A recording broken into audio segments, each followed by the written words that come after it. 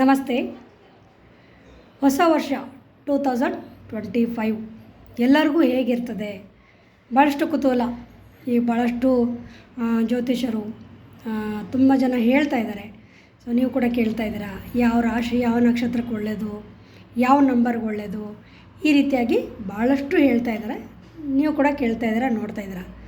ಕೆಲವ್ರು ಕೇಳ್ತಾಯಿದ್ರು, ನನ್ನ ಫಾಲೋವರ್ಸು, ನೀವು ಹೇಳಿ ಮೇಡಮ್ ಯಾವುದು ಒಳ್ಳೆಯದು ಯಾವುದು ಕೆಟ್ಟದ್ದು ಅಂತ.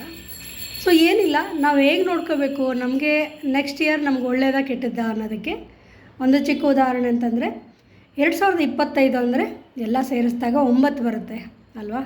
ಹಾಗೆಯೇ ನಿಮ್ಮ ಡೇಟ್ ಆಫ್ ಬರ್ತು, ಡೇಟು ಮತ್ತು ಮಂತು ಎರಡನ್ನು ಮಾತ್ರ ತೊಗೋಬೇಕು, ಇಯರ್ ತೊಗೋಬಾರ್ದು. ಸೊ ಅದನ್ನು ನೀವು ಕ್ಯಾಲ್ಕುಲೇಟ್ ಮಾಡಿದಾಗ ಎಷ್ಟು ಬರುತ್ತೆ, ಓಕೆ, ಟೋಟಲ್ ಮಾಡಿದಾಗ 9 ಸೇರಿಸ್ಬೇಕು, ತಿಂಗಳು ಸೇರಿಸ್ಬೇಕು, ಮತ್ತು ಹುಟ್ಟಿರೋ ದಿನವೂ ಸೇರಿಸ್ಬಿಟ್ಟು ನೀವು ಕ್ಯಾಲ್ಕುಲೇಟ್ ಮಾಡಿ.